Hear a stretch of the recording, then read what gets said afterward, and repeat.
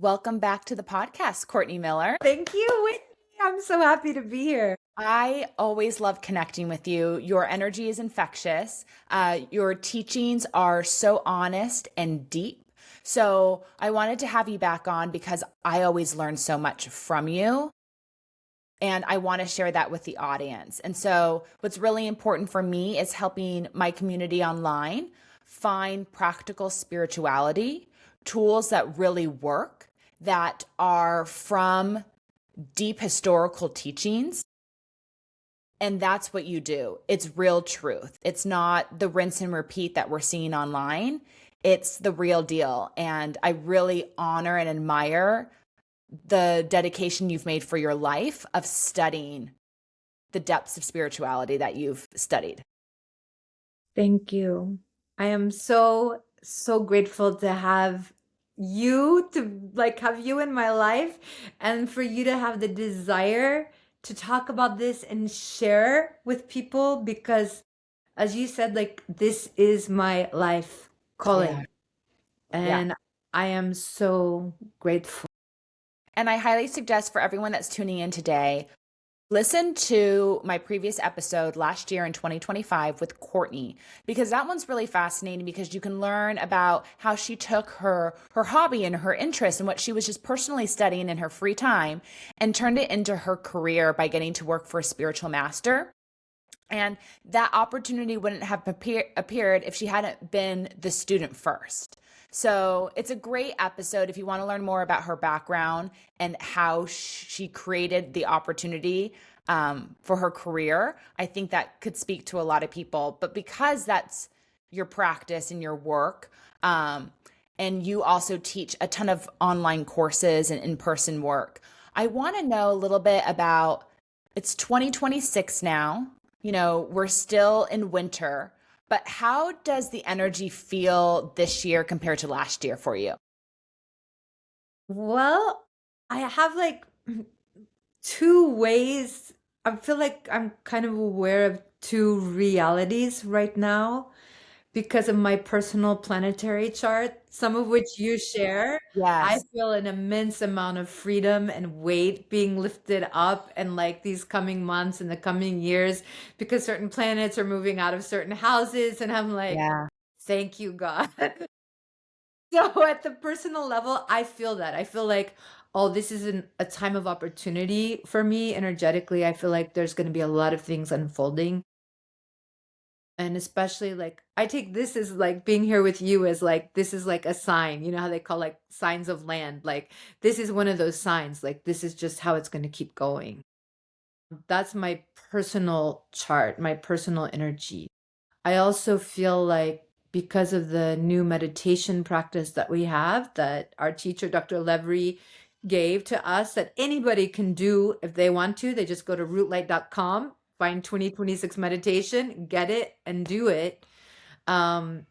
It's really helping keep my mindset. And it's the best way I can say it is it's just such good nourishment for my subconscious mind, because of the sentences that we're saying and the words that we're saying, that I feel like that's supporting this feeling of positivity about what's ahead. That's one world.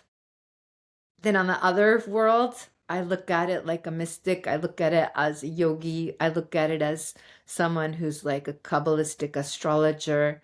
And I'm like, we are in the times that have been long foretold, you know? And people talk about things crumbling, the systems and that kind of stuff. And, as a mystic, the way you look at life is that things happen in the spiritual or the energetic plane before they happen in the material world. And in the spiritual and energetic plane, this is already over. We're seeing it crumbling now. We're witnessing what I would call the effects. We're witnessing the shadow. We're witnessing the effects of what has already happened. And that's why yogis and Dr. Levry refers to this time as we are in a time called the 300 years of adjustment. And the adjustment is the adjustment to life after all of these things, I'm laughing, even though I know this is a super heavy topic, because this is also what we do as mystics. We just have to be able to zoom out and have perspective, and we just have to understand this is the play of life. This is like the cycles, like, and we're at a juncture between two large, grand cosmic cycles. And I mean, it is what it is. Our power is not in lamenting the things that have crashed or have collapsed or have crumbled. That is not where our power is. Our power is not in trying to recapture that either.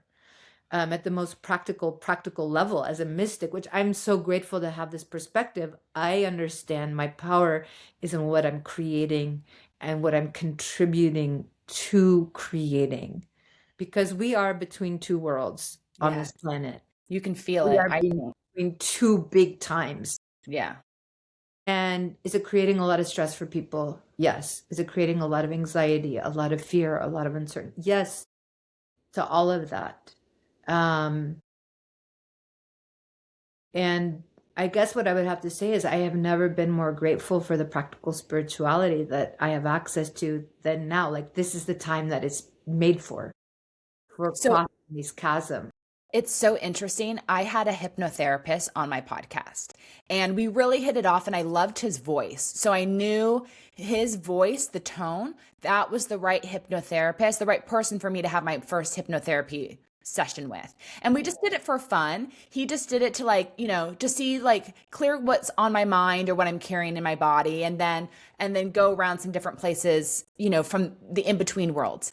And it was so interesting. The thing that came up was I said to him, when I leave, I'm not coming back for 300 years. Wow. So interesting. But That is a good call, Whitney. That it's is just a so interesting good that you call. just said 300 years. And I was like, oh my gosh, I just said that when I was hypnotized. I'm leaving for 300 years and not coming back a minute sooner. That is a great call. I again, funny, not funny, someone that I love and somebody that I care about, like, passed from this world. And I'm just going to say the word die, because sometimes people are like, what do you mean pass? What do you mean transition? That word doesn't have meaning for me.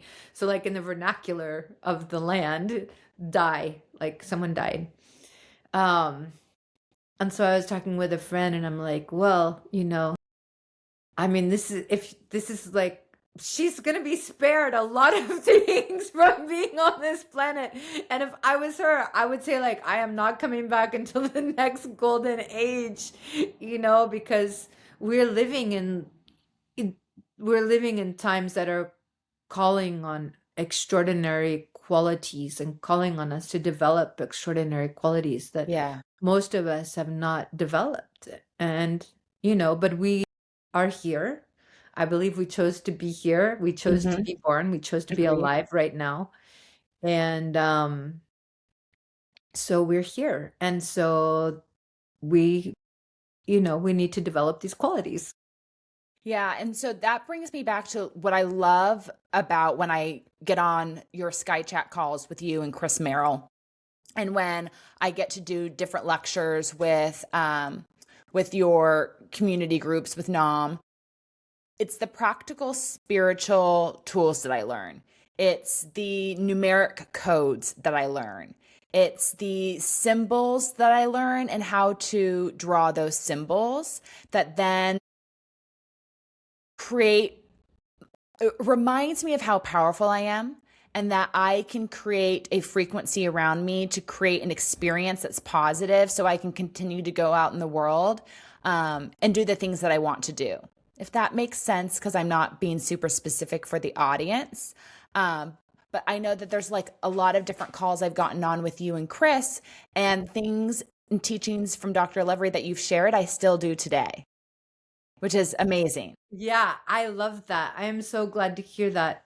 One of the things that attracted me to Dr. Levry when I was, like we say, we're always in the process of, like, is this going to be my teacher? Is it not my teacher? Even if you have that feeling right away, like, yes, this is it, there's still the skeptical mind.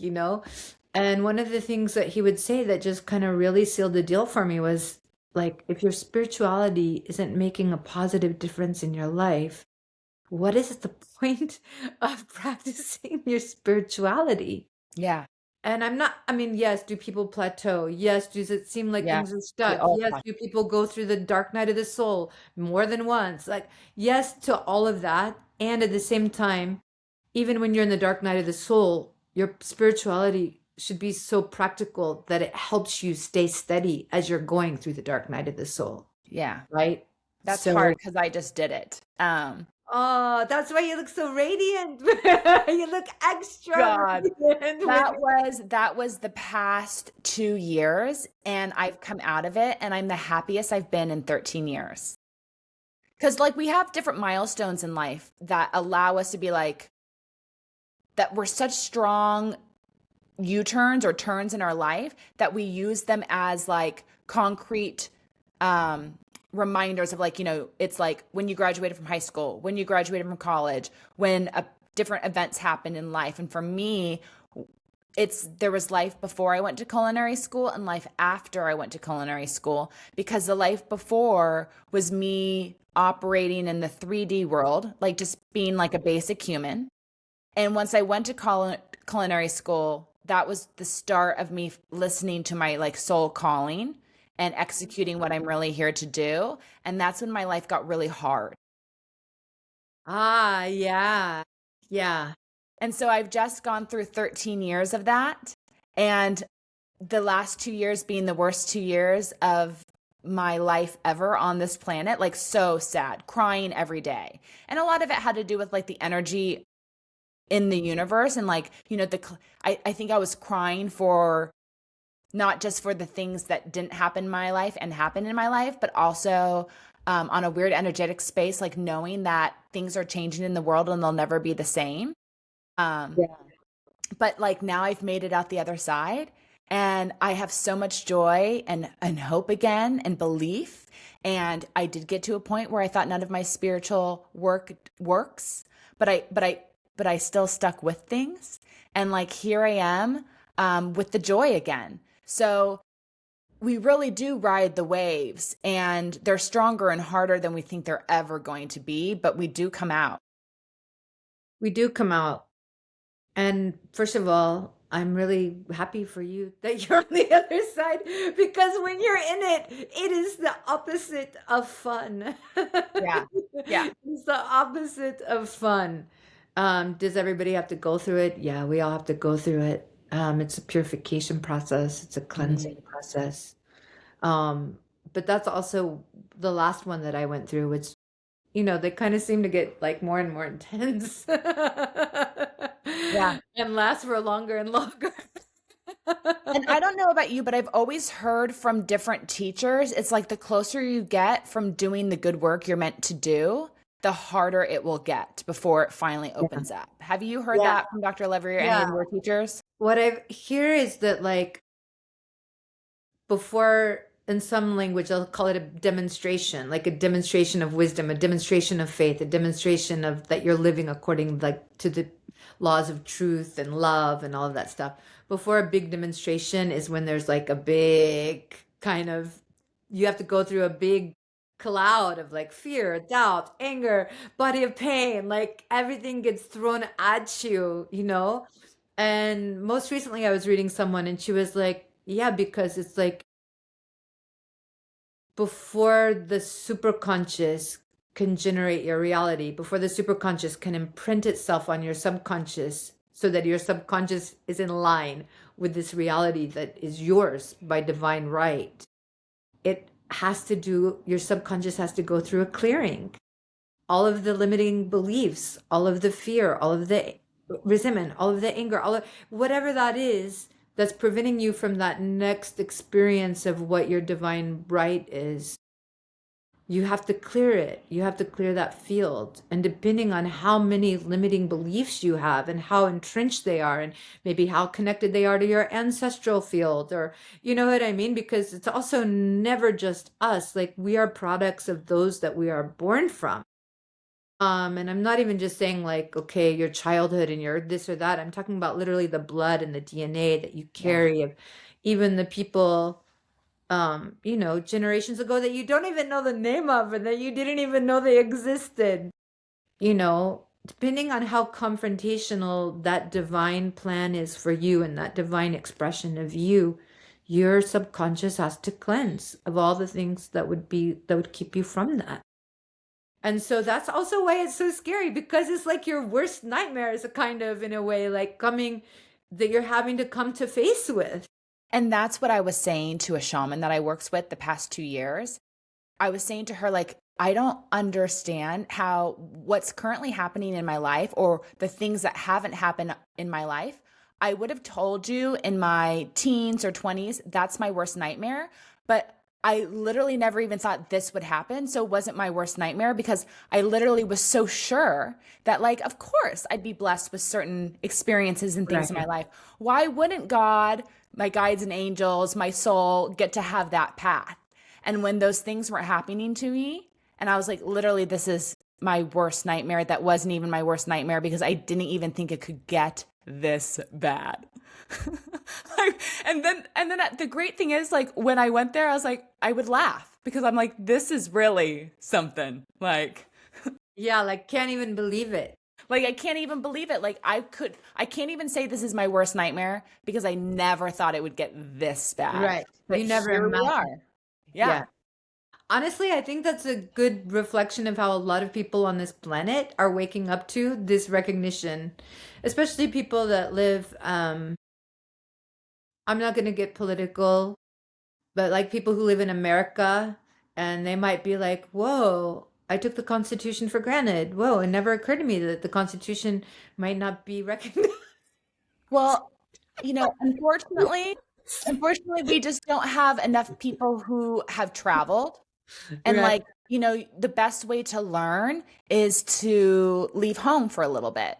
Yeah. Whether it's, just your county or your state or going out of the country. Like you never know how good you have it until you see how other people are living. Yeah.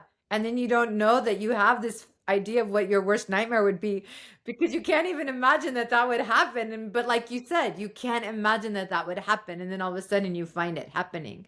Yeah. So people are experiencing it at an individual level, and we are experiencing it at a country level, and we are experiencing it on a global level because it's not even just that things are happening here in our country, So I just find, I guess that's in a way probably the most simple way you could say what we're having to deal with right now, which is like facing our worst, some of our worst nightmares. Yeah. Hopefully it will just find ways to make it a little lighter. And maybe that's what we can talk about a little bit more. Is I really want to know what is working for you right now. What you're doing in the morning, what you're doing in the evening as like a longtime yogi and spiritual practitioner and someone who works for a spiritual master. I want to know the tools, techniques, the secret things in your pockets that are working for you right now. And I love learning that because it might not work for me or anybody listening, but I love hearing how you can sprinkle in little things in your day to make a difference. And it just gives you pause and thought to consideration on how we can change our routines so we can have a little more positivity or magic in our life. Yes. There's two things that are kind of my guiding principles. They really, really helped me out of the last time I was in the abyss. So I'm going to start with that because there are things that I remind myself of. Two things I remind myself of throughout the day whenever I need it. One is simplicity is divinity. So as many tools, techniques, rituals, mantras, breathwork, mudras, that I've been exposed to in the last 20 plus years, Yeah. as many as I've been exposed to, at the end of the day, simplicity is divinity. I don't have to remember all of them. I don't have to remember that one that was especially for this that I'm especially facing in the moment. I just need to remember one thing. So simplicity is divinity. So I know when I move into simplicity, I can trust that, right? Yeah. So that's my first thing. My second thing is that I pair that with is this law that talks about the power of one, because it goes with simplicity as divinity. The all is contained in the one. You don't need a bazillion things. You just need one thing. And so when my mind is like when the fear of the subconscious mind is dominating and like starting to become a dominant frequency, and I can feel that, or if I feel like doubt is starting to become a dominant frequency, what I remember is, okay, we have love, divine love, which gives birth to life. We have divine wisdom that gives birth to light. We have divine truth that gives birth to freedom, right? Truth sets us free. So it's like anytime you're facing a challenge, whatever, to whatever degree, small, large, whatever, what you need is truth. That is the spiritual remedy. Divine truth sets you free. So for me, I have to find a statement of truth that brings me peace and brings me back to center, so that those fear, doubt don't become the dominant frequency within me. So for me, that statement is, God's mercy endures forever. And I'm like, I may have even said this the last time I was on with you, because I'm like, well, yeah, I believe that. I don't know why. There's like a lot of other things that are true that I might not be able to accept as true, but for some reason I accept that as being true. God's mercy endures forever. And then the extension of that is, I'm part of creation. I'm part of creator. I'm one with the creator. I'm one with creation. So God's mercy endures for me forever. Like I'm included in that statement, and I can accept that also. So then if I'm faced with like fear, doubt, anger, stress, whatever, I just say, Courtney, God's mercy endures forever. And that includes you. You know what? It's interesting. It reminds me of Louise Hay, who always leaned on different sayings, you know, a Right. different version of a mantra. She always relied on sayings when she would have different moments throughout the day. And you do the same thing, and it works. Yeah, it totally works. And I think the key is finding the truth that your mind can accept. Like, because I remember, like, I was just lying in bed and I was like in a black hole. And like, I don't even want to tell you all the things I saw in my imagination. And I kept trying out different statements of truth. And for whatever reason, I couldn't give myself permission to believe them, that they could be true for me. But then I was like, mercy. Yeah, you don't have to deserve mercy. You don't have to be good enough to receive mercy. God's mercy just is. It's for everybody, like the way the sun shines on everybody. So that was the truth that like sticks with me. So that I say a lot whenever I need it. God's mercy endures forever. As far as practices go, I cannot recommend enough the 2026 meditation practice through rootlight.com that Dr. Levry created. It's a combination. You bless your day, you consecrate your day, and you use things like that you wouldn't maybe even use. Like, for example, there's one way that you consecrate your day and you bless the past with water and a little bit of salt. And so it's like there are these, like, it's very mystical, but it's also very practical and concrete. And you're like, there's a place where you say, like, I am the right person in the right place at the right time doing the right thing. And so you do this every morning, and your brain starts to accept it and you Yeah. start to believe it. And that's just like one little thing. So the whole practice takes about an hour. There's about 25 minutes of these different kind of opening rituals that you do in the day. And I think you'll like this, Whitney. We work with the decagon, which Oh, yes. Dr. Levry has started talking about the decagon this year because we're in a 10 year, right? Because 2 plus 0 plus 2 plus 6 Got is it. 10. So he's sharing the science of the decagon with us and the capacity to work with the decagon for healing yourself, healing others, relieving and removing things from your life. Like when you work with the decagon at night, you can ask, you can be like, thank you for removing the stress. Thank you for removing lack. Thank you for removing my heartache. Thank you for the decagon applications seem to be infinite. And it's so simple. You just have to print out this decagon and get your Yeah. glass of water and you speak over the water and you put it on there. So that is part of the morning practice. Like every morning you're working with the decagon, and at night you can work with the decagon, and it's so easy because your brain doesn't have to get all involved in it. And I don't know, it's just really powerful. That is my go-to morning practice right now is the 2026 meditations.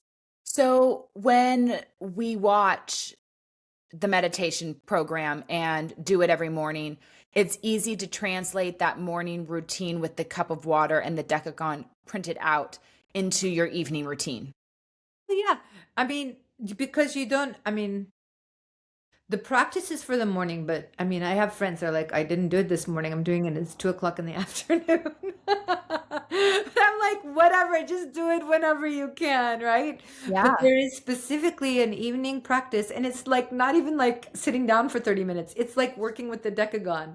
You get the decagon, you get your glass of water, you speak into it XYZ, and then you put it on the decagon and you go to sleep and that's it.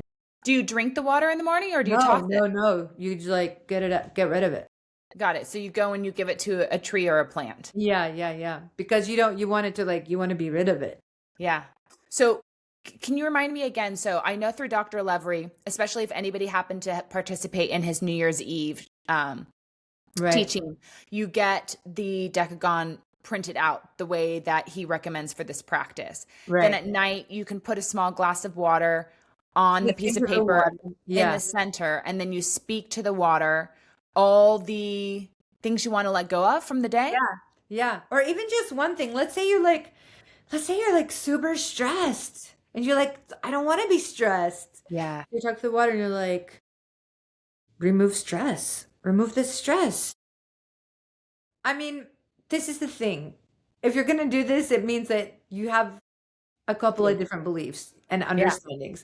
You understand that everything is alive, right? Number one. You understand that everything in life has a recording capacity, meaning it records vibration, imprint, what you hear, your words, right? And there's sciences about that. People say some people, they can put their hand on a wall and they can tell what happened in the room. Can anybody explain it? No. It's just because we don't understand it doesn't mean it's not true. It's possible because the walls have a recording capacity. Everything in life has a recording capacity. Water Yeah. especially has a recording capacity. So you understand one, everything is alive. You understand two, the water has a recording capacity. Number three, you understand the basic principle of like sacred geometry, or you're at least willing to open your mind to that, right? And the truth is, you don't even have to believe it. You can just do it and you can see the results in your life. Know somebody who had a breakup, right at the beginning of the year, right at the end of last year. And they started using the decagon water at night. And they said, take away my longing for this person. Within 9 days. And with each passing day, this person was feeling less and less and less longing. And by the end of 9 days, this person had no more longing for that person. Can Yeah. you We're all, imagine what that would be like to be able, yeah, like, freedom. all the heartache over the years that you could save Yeah. yourself from? I'm doing it tonight. I'll let you know in 9 days. Do it. Do it with me. Do it. You Yeah. don't need a special decagon. Just use whatever decagon you have. No, I have Dr. Levry's from New Year. So Yeah, do it. yeah, done. I'm gonna try it. I'm gonna keep it simple. Yeah. I'm gonna keep it simple to start.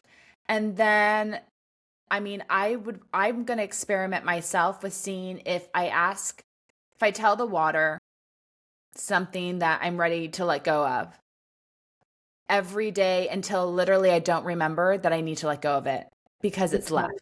Bingo. Yeah. That's it. Yeah. I'm looking forward to it. Powerful. And I love it. And then I'm like, yeah, divinity is simplicity. It doesn't have to be hard. Humans, we love to complicate things so much, but it doesn't have to be. It doesn't. Is there anything in particular you want to learn about this year? Me? Yeah. Like that I want to learn like in the year, like a topic that I'm interested in studying? Yeah, like has there been something that you've heard pop up in regards to spirituality or history or tools for living. And you're like, wow, that's something I really need to explore and learn more about this year. Oh, that's really interesting. Um, you know what is fascinating me right now? Anything and everything to do with strengthening the creative power of the word of speech. That's a good one. I mean, So there's so many basically, different tools. Like there's things in yeah, nature you can use that people use to like strengthen their power of the word.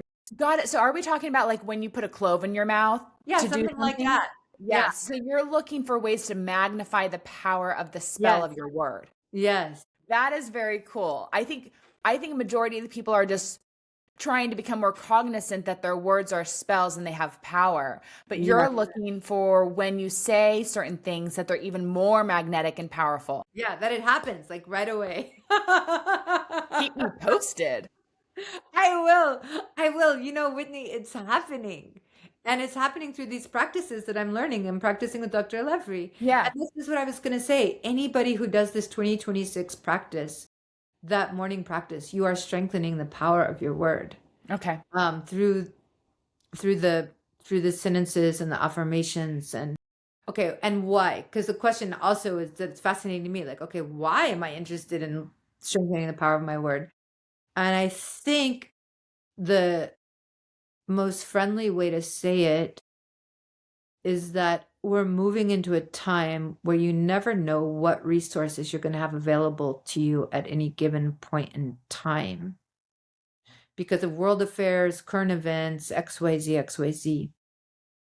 And I mean, this is also forewritten. We're moving from a time where we placed we've got derived our sense of security from our material things that we had in life, our home, our car, our bank account, or whatever. And where life is like saying, okay, you guys, you're ready to graduate. You're moving into a time where now you're going to derive your security from the spirit world because you're going to know that I am source. I Yeah. am your supply. I am your source. I am, everything. And the closest thing to that I think we have as a bridge to that is our word. You know, our word. We create through our word the same way. And most of the cultures, if not all the cultures, say the world was created through the Yeah. power of sound, through the power of word. And so I feel like since we're moving in that direction, we need to be proactively acquiring and cultivating and developing ourselves to be comfortable in that kind of world. Yeah. So that's where my head's at. Wow. I knew you'd give me something good there with that question. But that's really interesting and really powerful. And you mentioned something earlier that I wasn't quite aware of. You mentioned that you were reading a client. What type of work do you do to read clients? Oh, yeah. I do consultations with clients. I draw upon, again, speaking of symbols and ways to understand the energetic signature behind what's showing up in their physical life. That happens through symbols, that happens through planets, that happens through numbers. So I do consultations with clients and I lean on all of that, like numerology, um, how numerology shows up in names and addresses and birth dates and planetary wisdom based on birth date. Basically, you know what? I'm going to say it like this. I just realized this because I made an IG post the other day. What we do could be called the science of time and space. So you look and you're able to, using numbers and using planetary insight, you're able to look at a person's blueprint or a snapshot of their life through the lens of time and space. So, time meaning numbers, space meaning planets, time meaning birth date, space meaning name. You can analyze all of that. Address being like a space, but also a time because it has the numbers in it. Everything in the material world, in that sense, is quantifiable.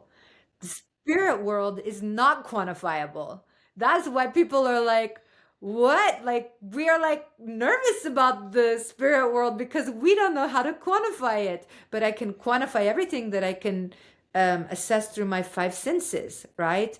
So a mystic will use tools like there's divination also on the side, there's divination, but even just looking using the science of numbers and the science of planets, you can you create a bridge between what the message from the spirit world or the energetic world is to those of us in the material world. You can understand that through the bridges of numbers and planets. Thank you for that reminder about numbers, because numbers really always are codes. And when for some reason, when you were saying that, my address is 5:30.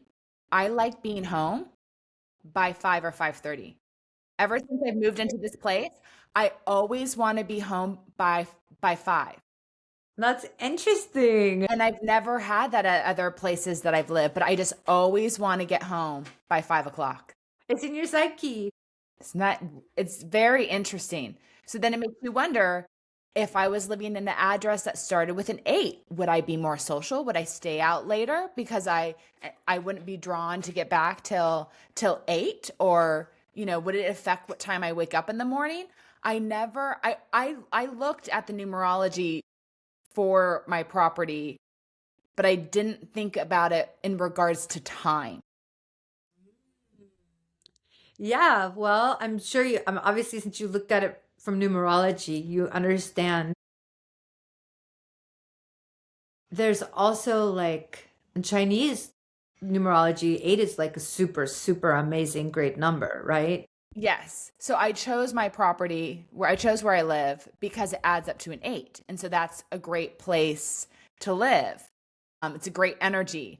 But I didn't realize how the 5:30 was playing in drawing me to be home, because I spend more time at home than I feel like I ever have in my life. I have a little insight into that for you, but from the Okay. Kabbalistic astrology perspective. Yeah.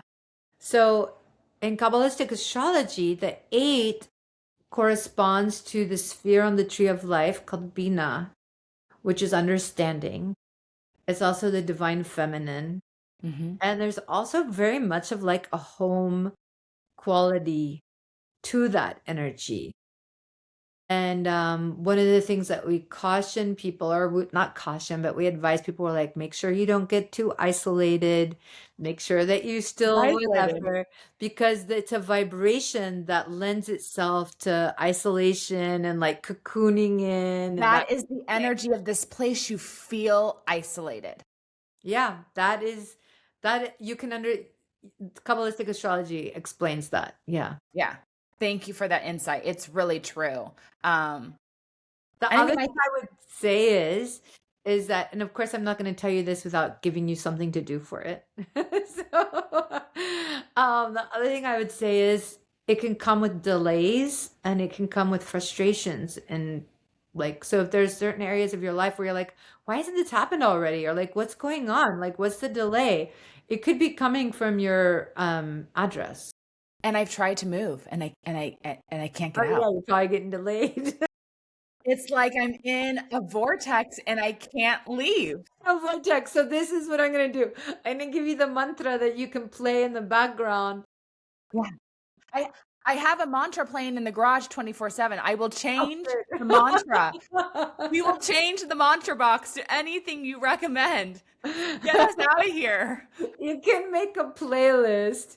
If you make a playlist, I would put triple mantra, and I'm gonna put ad such, you got such a base such, nanakosi base such. Yep, I have both of those And songs. then the effata. I would add effata from the Divine Frequency album. And what's the last one? Effata. EPHPHATA. Okay. Perfect. We will get that blasting 24/7. I'm telling you, adding that effata, man, I had to use it when I like traveled the last, because I'm like finding myself traveling more and more and more. And I was at the airport, I was like, oh my God, it's like crazy here. And I just started playing effata on my phone. It was like the Red Sea parted for me. And like everything just kind of like one after the there were still a lot of steps involved, when you go through the airport, but it just like, I was like, this is my new favorite munch. Perfect. That I will be updating that tomorrow and I'll report back in 30 days. Yeah, please do. Please Yeah, do. I It's a think that was powerful mantra. It's a it's the very perfect powerful mantra. shift to make. I love that. And I love mantra boxes. They just make a space feel so good. So I'm going to switch it to that. So thank you. You're welcome.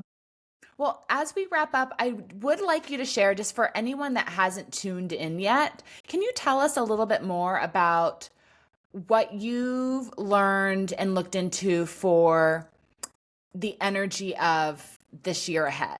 Yeah.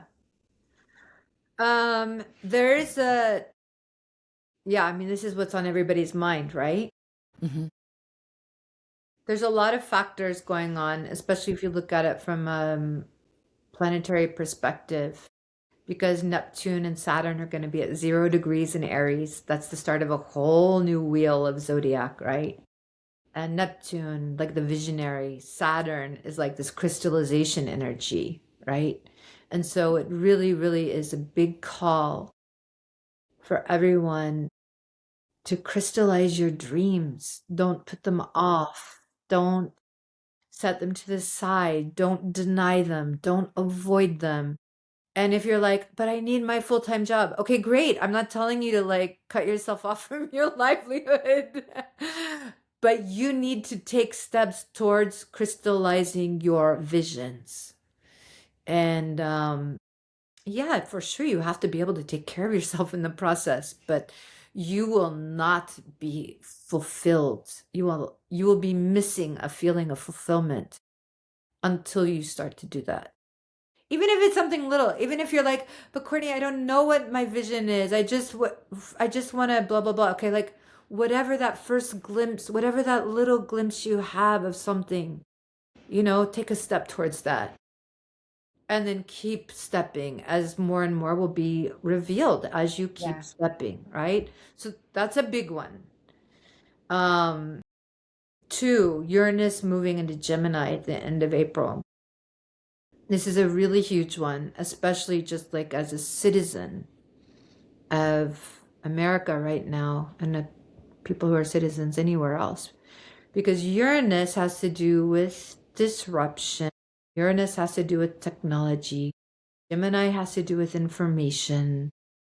And as power structures find that they're losing their power, there's also a backlash desire to exert more power and more control. And so, like, the word surveillance comes to mind, things like that increasing. And we see it, people don't even need me to say it out loud. But what I can say is what you're seeing is Uranus and Gemini. You're seeing like the precursor to Uranus moving into Gemini. Uranus is like communications, information, messenger, right? Because it's the messenger of Mercury. Like in Kabbalistic astrology, we don't work with the zodiac so much. We work with the planetary influence, the planet that gives birth to the zodiac, because it's like a higher level. Amazing. It's a Yeah. higher level. It's like it's a precursor to it. The energy is actually being crystallized, right?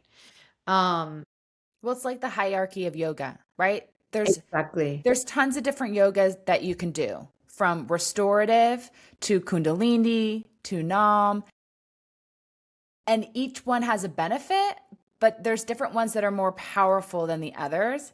And I feel like it with these spiritual and mystical practices of understanding who you are and what's going on around us, what, numerology, all the different types of astrology, Kabbalah, like it all shares truth, but some are stronger, more powerful than others. Yes.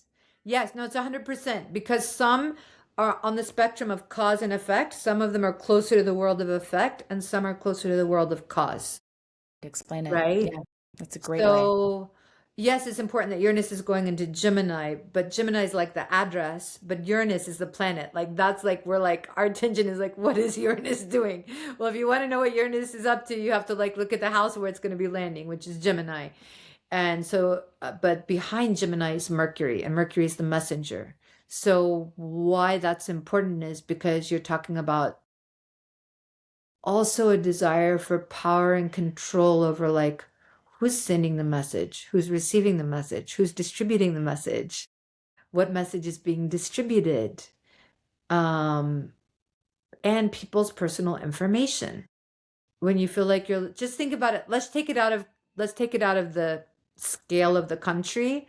Let's take it Yeah. down to the scale of like between a partnership. Okay, let's say like there's kind of like a toxic relationship, right? But let's say between a guy and a girl. We're just gonna be like super standard here. Um,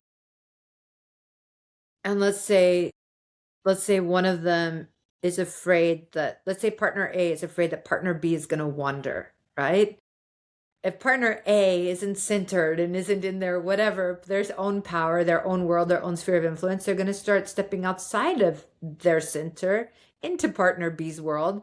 They might ask to look at partner B's phone. They might happen to find partner B's phone and read the text in partner B's phone. And they Yeah. might like, like that kind of data overreach, that information overreach, right? It's like Yeah. that. That is the potentiality. Okay, because this partner A is afraid. This partner A has fear.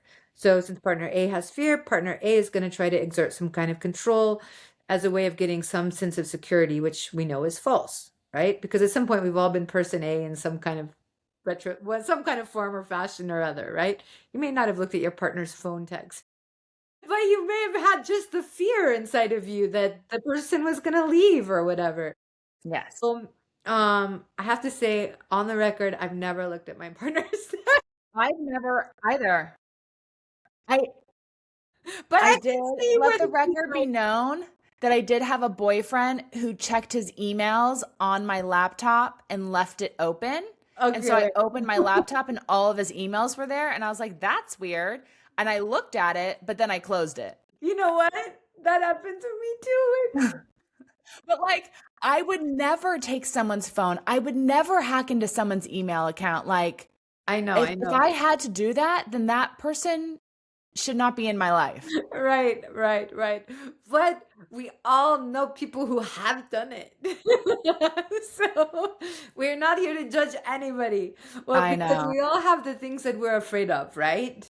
So, uh, Yeah, but it was just so funny. And literally, that happened to me. I'm 44 years old. That happened to me. I think I was 22. And that's great. I was like, I don't think this is okay. Click. Right. Okay, well, so you have a really good sense of yourself. Yeah, which is why you're here. You're being a messenger for other people. Yeah, Because there you too. are a lot of people who don't have that. And that's like, we need every person to be able to have that sense of self, basically, right? Yeah.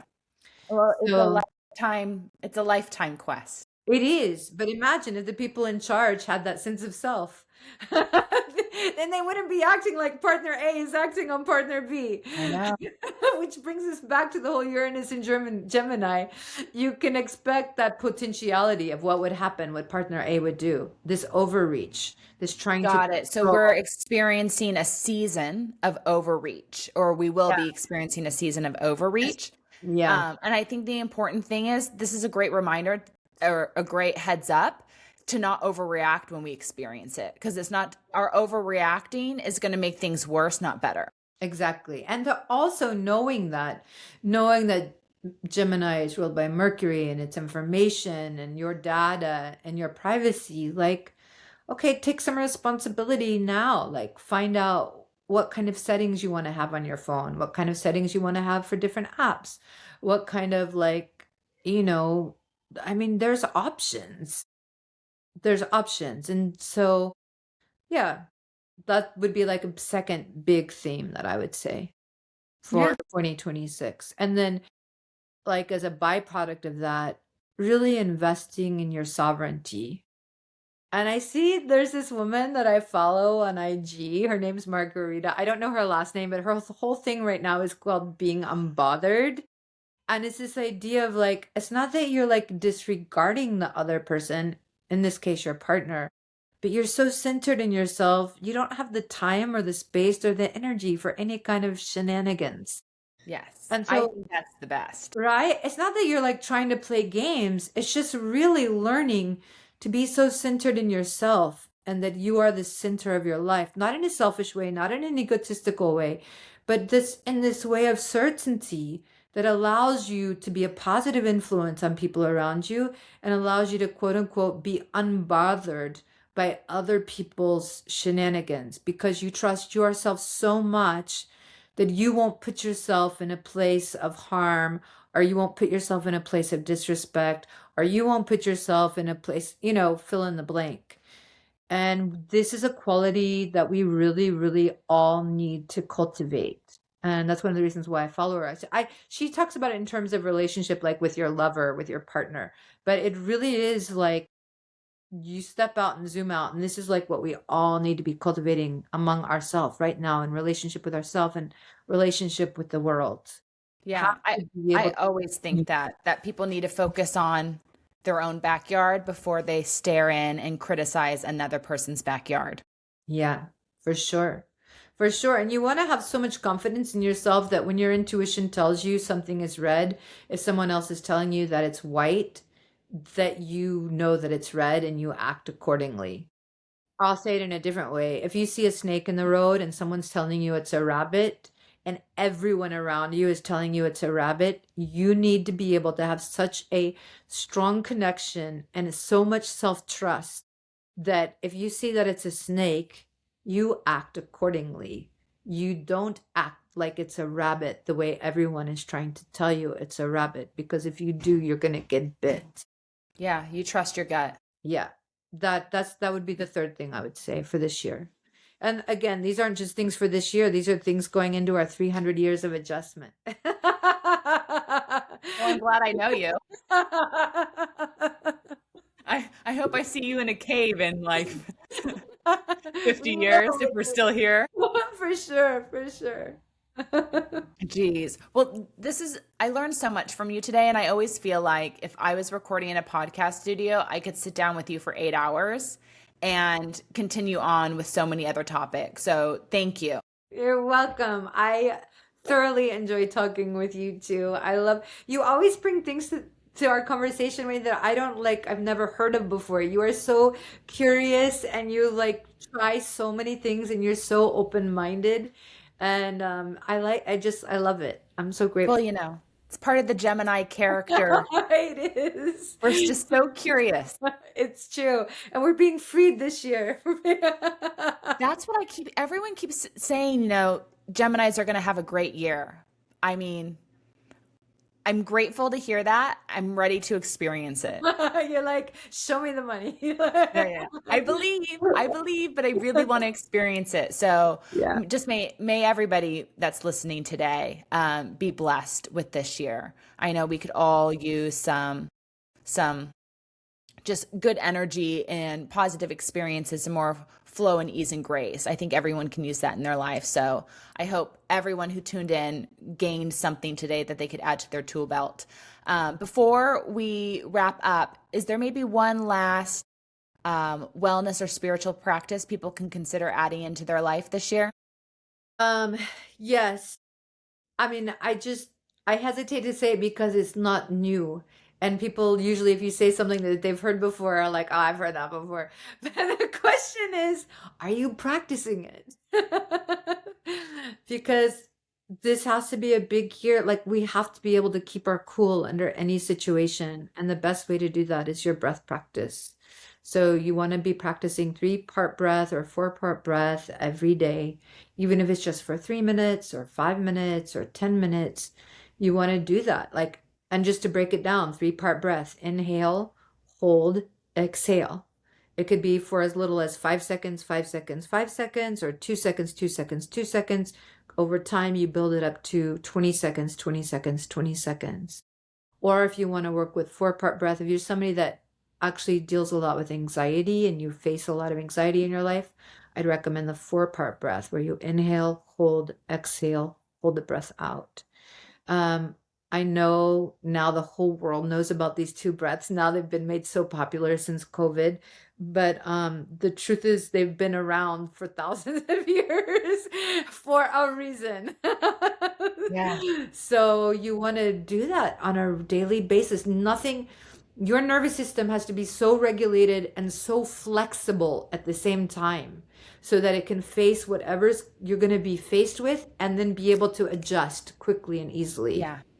Yeah. And You nailed it. We can't take days for recovery anymore when the nervous system gets hit. We have to learn to yeah, recover faster. And I yeah, think that's what most of us have been doing when you go to a social event that's too much for your nervous system. You're out for the rest of the weekend or something happens on the news. Am I Are we like-minded? Do you know what I mean? totally. And no, 100%. Or you know what, even like I find like in the spiritual community, like, oh, I'm processing. Like, what do you do? I just woke up from like a 3 hour nap. Oh, I'm processing. And you're like, yeah, I know, I get it. I've done that before too. But like you said, like, who has 3 hours to do? Yeah, I think we have to start to bounce back a We little faster. bounce back. Yeah, we've got to. And there's one more thing that I would say actually that came to my mind while I was talking about the 3 part breath is a seed sound. And the seed sound is zo. It sounds like Z-O, but it's So, spelled T-H-O. And if you really, really like to really activate the thyroid and the parathyroid and whatever, if you can, you want to see if you can practice, you can do it as T-H-Z-O. Like touch your larynx, touch your throat and like go zzz. You can feel like there's like a vibration there. And yes. now do the TH. So it's a vibration in a different place, but it's still there. So you're gonna see if you can go like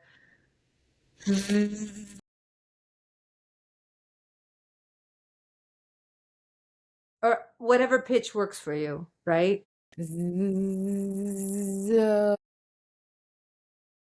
Yes, that's gonna do a lot of things for you.